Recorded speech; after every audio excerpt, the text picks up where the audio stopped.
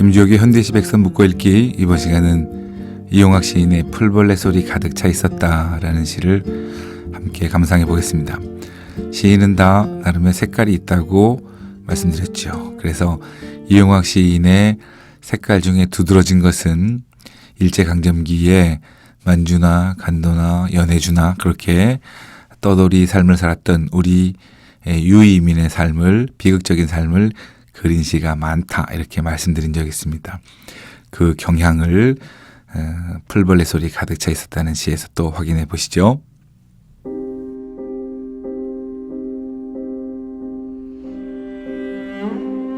풀벌레 소리 가득 차 있었다. 이용학.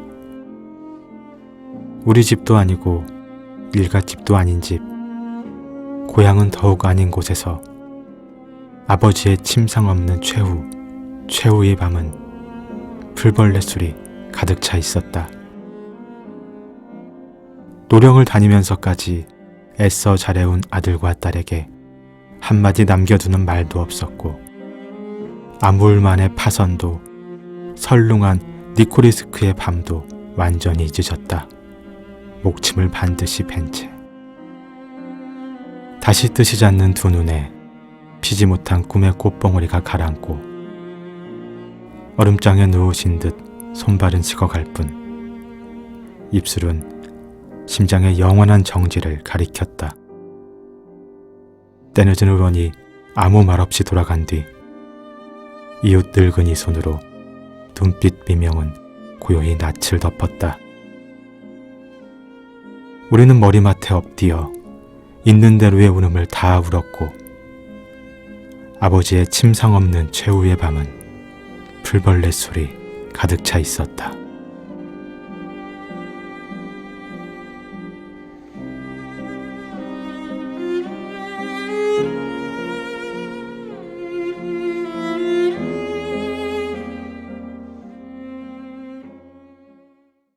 이 시인은 아버지가 돌아가셨다는 것을 금방 우리가 파악할 수 있죠. 아버지가 돌아가셨으면 뭐 슬프지 않은 사람이 누가 있겠습니까? 그런데 특별히 이 시가 더 슬프게 느껴지는 것은 두 번째 연에서 노령을 다니면서 그랬는데, 노령이라는 게 러시아령이거든요. 그다음에 아무울만이라든가 니코리스크라는 지명이 나오는 것으로 봐서 이용학 시인은 실제 삶이 다른 시에도 나옵니다만은 아버지가 국경을 넘으면서 소금 밀수출 같은 것을 하면서 이제 나중에 돌아가셨다고 알려져 있습니다. 그러니까 이 시가 더 슬픈 이유는 그 지명으로 파악해 보건대 이용학 시인이 일제강점기에 그 유이민의 삶의 경험을 드러내는 것이다 하는 것을 우리가 읽어낼 수 있습니다. 아버지가 돌아가셨는데 그것이 훨씬 더 슬픈 이유는 우리 집도 아니고 일가집도 아닌 집, 고향은 더욱 아닌 곳에서 객사를 했기 때문에 그런 거지요. 우리나라도 아닌 곳에서. 그 다음에 침상 없는 최후의 밤이라는 것은, 침대도 없이 돌아가셨다는 것은 돌아가실 때에는 그 당시까지의 삶이 유복하지 않더라도 마지막 임종이 가까워지면 그래도 반듯한 침대에 이렇게 눕게 하셔서 마지막 임종을 맞이해야 될 텐데, 침상도 없는 최후의 밤을 맞을 정도로 굉장히 비참한 죽음을 당했다는 걸 알 수 있습니다. 그 다음에 특별히 더 슬픈 이유는 또 하나는, 그렇게 국경을 넘으면서 위험한 장사를 하시면서 애써 잘해온, 애써 키운 이런 뜻이겠죠. 아들과 딸에게 뭔가 살 수 있는 삶의 형편 같은 것을 마련해 줘야 되겠다, 이렇게 생각하시면서 위험을 감수하고 그렇게 사셨을 텐데, 그렇게 삶의 여건을 마련해 주지 못한 것은 물론이고 한마디 남겨두는 말도 없이 돌아가셨다는 거예요. 돌아가신 것 자체도 슬프지만 그 마지막 임종에서 자식들에게 당부하는 말이라도 남기고 돌아가셨으면 조금이라도 좀 위안이 될 수도 있었을 텐데, 남겨두는 말도 없이 돌아가셔서 더 슬프다는 거지요. 또 다른 이유는 세 번째 연에 보면 피지 못한 꿈의 꽃봉오리가 가라앉고 그랬습니다. 그러니까 아버지도 그렇게까지 고생을 하시면서 늘상 마음에 품고 있었던 꿈이 있었겠지요. 그래서 그 꿈을 이루고 돌아가셨다면 좀 덜 슬프고 덜 애석할 수 있을 텐데 그 꿈이라는 것도 결국 아까 말씀드린 것처럼 이렇게 비극적인 삶을 자식들에게는 좀 물려주지 말았으면 좋겠다. 그런 생각으로 일관하셨을 거라고 생각을 합니다. 시대 상황이 금방 변하진 않겠지만 그 시대 속에서 남의 나라에 사는 것은 또 얼마나 더 힘들었겠습니까? 그 괄시나 핍박 이런 것이 훨씬 강했을 거라고 생각합니다.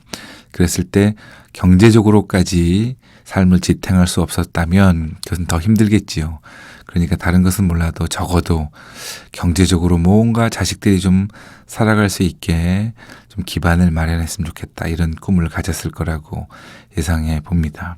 그런데 그것을 이루지 못하고 돌아가셨으니까 더 한이 맺힙니다. 결국은 돌아가셨는데 때늦은 의원이 아무 말 없이 돌아간 뒤라는 것도 더 한이 맺히게 합니다. 돌아가실 거라면 그때는 이제 병원을 찾아가는 것이 아니라 의사가 왕진 오던 시절이었기 때문에 편찮으셔서 급히 이제 의원을 모시고 왔겠죠. 그런데 치료라도 제대로 받아봤으면 남은 자식의 심정에서는 그런 마음을 갖게 되죠. 치료를 받았는데 뭐 의술의 힘으로 어쩔 수 없었다. 이러면 또 모르겠는데 때늦은 의원이라 그런 거 보니까 의원이 돌아가신 다음에 도착을 했는 모양입니다. 그러니까 더 마음이 아픕니다. 이웃 늙은이 손으로 눈빛 미명을 덮었다는 것은 대개 이제 속설로 한이 있으면 돌아가실 때 눈을 뜨고 돌아가신다 이런 말이 있었어요. 그러니까 아버지가 아마 눈을 뜨고 돌아가셨는 모양입니다. 그러면 이웃 늙은이가 오셔서 연세가 많으시니까 왜 그랬는지를 이제 짐작을 하고 안 됐네 이 사람. 아이고 얼마나 마음속에 한이 많았으면 그래. 이 세상을 마감하면서도 눈을 뜨고 이렇게 했는가. 걱정 마시고 편히 가시게 이렇게 하면서 손으로 얼굴을 이렇게 문질러서 눈을 이렇게 감겨드렸다는 뜻이라고 생각이 됩니다. 우리는 머리맡에 엎드려서 있는 대로의 울음을 다 울었습니다. 이 시가 감정이 절제됐느냐 안 됐느냐 이렇게 물으면 전체적으로는 감정 절제 장치가 있지요. 슬펐다는 것을 풀벌레 소리 가득 차 있었다 이렇게 자연물을 활용해서 표현했으니까 절제 효과가 있었지만 부분적으로는 감정이 이렇게 직접 드러나기도 합니다. 있는 대로의 울음을 다 울었다. 이런 부분은 감정이 드러나기도 한다. 그러나 전체적으로는 절제 장치가 있다. 이렇게 할 수 있습니다.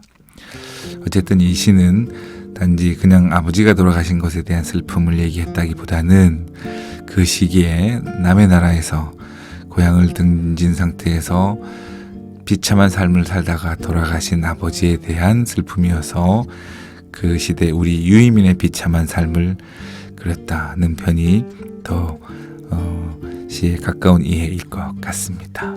여기까지입니다. 김지혁이었습니다.